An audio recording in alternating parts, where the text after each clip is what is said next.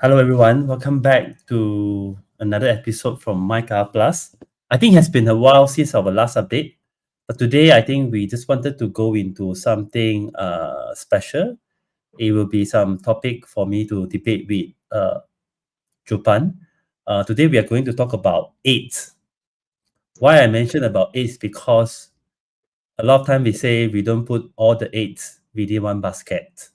So what does it mean when you actually relate it back to uh, investing? There are a lot of definition, but one key thing is about whether you should invest all your capital into one single stocks, two stock, three stocks, or you should use up another investment vehicle, which is called ETF, Exchange Traded Fund, which is technically a fund. Later, maybe Japan can explain further. Basically, in short, it's like a fund that behind the scene is a combination of multiple stocks. So it's the same analogy for us to compare whether we should invest in one single one and then versus that we go into something diversified. Maybe Japan can share your thoughts, give a quick introduction about ETF. Of course, Jermaine. So, I think most people will understand or are aware of what stocks is. Basically, it's just buying a fraction of an ownership of a particular company. So, say for example, you buy 5 shares of Apple shares, so you are technically that small business owner of Apple Inc. Right? So, but we'll also talk about to really protect and even compound your wealth in the stock market, it doesn't revolve around just putting all your capital into one particular company. So the idea of diversification comes to play, and to ensure that we do not, we will eventually make mistakes when it comes to investing, right? So to minimize the impact of mistakes, if it were to happen, diversification comes to play. And if you diversify your portfolio well, so even if a mistake happens, you will get minimally impacted. But conversely, if you only hold on to one company and something bad happens to a particular company, then yeah, you will see a huge impact in your portfolio's NAV, right? The stock prices will go down, and then you will see yourself hanging on to 50%, 60% capital loss because something bad has happened to the stock that you have picked. So when it comes to diversification, probably it's not the most easiest way to explain it in one particular video. But gist of it is to actually have a collection of stocks that are different in business model, so that if something bad were to happen in a particular sector, at least stocks within the particular sector is affected and not the other stocks inside our portfolio. So I think to give a very good example right now, interest rates is very high, right? So even the normal homeowners like you and me, we feel the pinch. And if you talk about REITs in general, they are using leverage and loans to actually manage their business, right? So they also feel the pinch as well. And you can look at the market that most of the REITs out there listed are actually in bad shape, right? They are experiencing very, very huge correction. So if you imagine, even you have a portfolio of 10 stocks and these 10 stocks happen to all of the REITs, then you see yourself holding on to capital losses because all of the REITs are affected by the interest rates hikes, right? But conversely, if you have a mixture of REITs, banks, normal companies, yeah, maybe the REITs will get affected, but your banking stocks inside your portfolio will actually help to cushion the impact from the correction from the REITs. So ETF comes to play when there is a particular financial institution out there that says, hey, I really do have an idea to come up with something that can help you compound your wealth, ensure that it is relatively stable. Of course, there'll still be risks, but the risk is what the unit holders are willing to take, right? So we have low risk ETF, you also have high risk ETF, the thematic kinds. But in general, you talk about plain vanilla normal ETFs. ETFs are just a selection of stocks, a portfolio that every time you buy into one unit of the ETF, you're actually getting little bits of, as you've mentioned just now, different eggs, vegetables, meat in a basket of a collection, so that you don't actually, if the basket actually falls down to the ground, at least the eggs are the ones that got broken. Your vegetables, your meat stays relatively intact. So that is where the ETF comes to play. It helps investors to straight away diversify their portfolio by actually opting to invest in ETF. Yeah, I think something to add on is because a lot of time, if you go into some articles, they will easily tell you, don't go into stock selection, don't go into one particular stocks. It's very risky. A lot of people that's very experienced analysts, they may not even beat, let's say the macro trends. If the professional cannot do it, then where is the chance for us, the layman, to choose the right stock and get the right returns? So there's a lot of things covered like this. That's why it always comes into play that it seems like ETF is a smarter choice.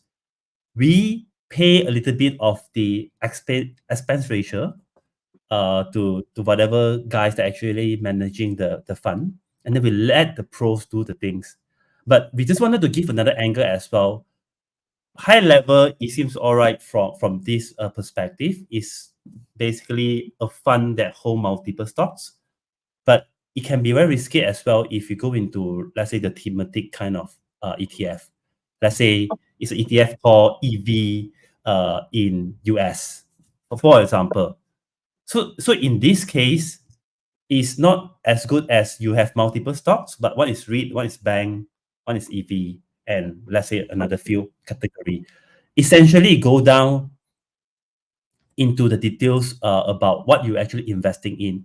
High level is quite simple. ETF is multiple stock. You buy in one shot. You got the pro manage it for you. They will do the different ratio, different time to buy in and out. They monitor for you. But essentially, you need to know the gist of it. You cannot just go into some sexy name about the ETF seems to be performing and then you go into it. You need to know a lot more thing about ETF, what is actually inside, who is the one that managing it, what is the expense ratio. These are a few things you should at least need to do some homework before you start in ETF. But of course, for very layman that you don't know anything and you are particularly interested in specific industry and you don't want to miss out on the trend, for example, whatever thing that you are you wanted to actually put in some money and you are confident with it, maybe ETF is a good one to let you save some time. Maybe Japan can add on your thoughts. Yeah, I think each and every one of us will start off having experiences in the stock market the same way, which is you start from zero and you somehow got attracted by the stock markets because it seems like it's a good option to actually earn money, right? So to invest into the stock market, depending on different kinds of methodologies and strategies, but we always will actually get the first taste of it. And sooner or later, down the road, we will tend to realize that maybe this particular strategy is not suited to me, right? Then you try different strategies, and you also have, of course, a time where you are actually buying and selling stocks, right?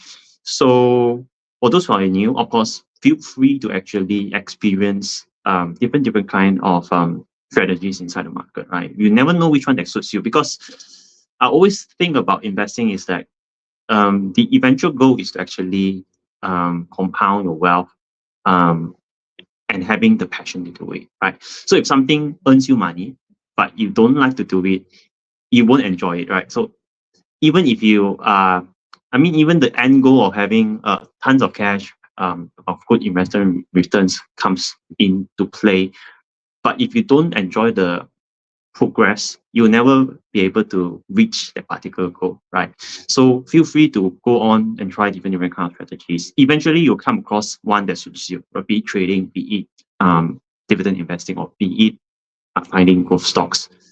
But if you actually come to a certain point, say for example, after you have trade or invest in 3 or 5 years inside the market. You need to dig out your track record and look at the track record. For the past 5 years, how has your experience been? Are you earning money? Are you losing money? Are you on track to actually prove that you're actually prepared to put in time and effort and continue this for the next 5, 10, 20 years? Because we're talking about having sufficient capital grown to a significant size so that we are going to have it to enjoy our retirement lives. So by the 5th year, you have to look back and say that, are you on the right track? If you're not on the right track on picking stocks, then I think that's where ETFs comes to play, right? So you don't have the time to analyze stocks. You only want to enjoy the end results, which is to have per annum an average return compounded for the next 10 to 20 years. You get a gist or a rough idea. Okay, based on this kind of returns, I'm actually going to hit how many 100,000 or how many million by the age of 60, and that is where I want to stop working and enjoy my retirement life. And over the years, this has been my strategy, right? So I think that is the decision-making point that everyone should actually take a look and think deep whether they want to continue doing stock picking aimlessly or effectively, or opt to actually have ETFs to effectively do it for them. Yep. So I think something to just to add on, in short, of course, if you want to summarize it in a very layman term, picking up particular or specific stock is something like high risk in a way, but it could be Yes. higher returns. ETF diversify to a certain extent, but again, it depends on what kind of ETF you choose. It can be risky as well if you pick the wrong industry. Just to add on, there are a lot of robo advisor out there. So if you didn't come across and you don't know how it works, essentially is a mechanism to buy multiple ETF in one shot for you. So it's diversification on top of diversification. But of course, behind the scene, there's some algorithm to basically decide when to buy in and sell. So ultimately, it goes back to you. Whenever the risk is lower, the reward definitely will be lower in long run. But of course, you need to exchange it with the different thoughts. If let's say time is a very important asset for you, you need to take care of your families, you need to spend the time to up your skill, climb up career ladders, then maybe ETF or even robo-advisor is a good choice because you just put in the money and let the thing runs. But of course, if you have spare time and then you have been able to experiment with different strategies and then you like it, then of course picking up individual stocks, they are a lot of fun with it, but it also associated with certain risks as well. So I think this is just a very quick sharing we wanted to talk about. It's not as simple as ETF definitely better than individual stock picking. There are multiple angles to look at it. Ultimately, you should find what is really suitable for you. And of course, we hope you like this kind of sharing by me and Jupan. If you have any specific thing that you want us to cover, let's say what is the thing to take note in specific ETF. So you can just highlight the name of the ETF. If you have time, we will definitely look into it and then let's say do a video to cover it in details. Anything to add on before we end the videos, Jupan? Yeah, I actually think that is a very easy way to determine whether you want to stick on to stock picking or actually opt to ETF. So I actually experienced this myself.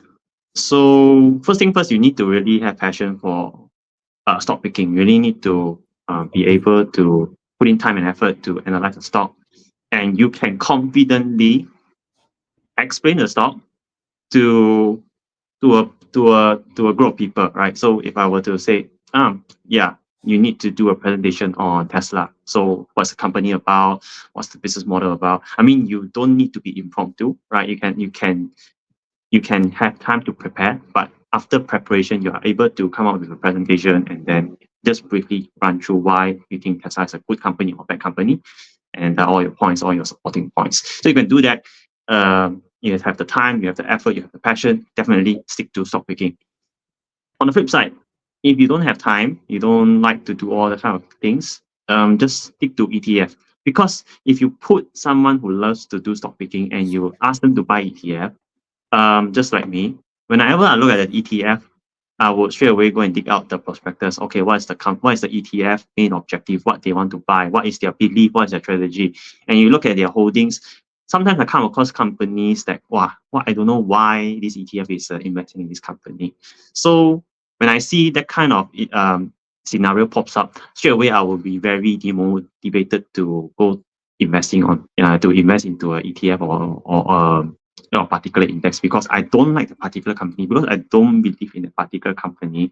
And even having a very small coverage of the company, I would think would impact the overall performance. But that is just one side of a coin. So if you don't have time, you don't have to effort, ETF is actually a very, very safe and efficient way to compound your wealth. So just take it from there.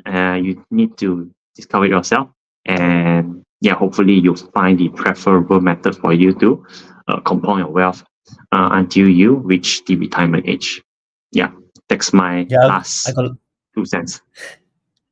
I got one last thing to add, just a fun one. If you are the one that don't know anything and you listen to your friends, basically check out some news from WhatsApp, then you better go on ETF, because the chances of you going wrong is lower. If you just buy on news, buy on whatnot, better to bet on the industry compared to betting on a single stock if you don't know much about the details. So I hope this video is basically helpful for you guys. Feel free to comment if you think otherwise, or you have wanted us to cover other asset class, for example, gold and so on. Please leave it in the comment. We'll definitely look into it. I hope to see you in the next video. I think that's it from us today. See you and bye-bye. Bye-bye.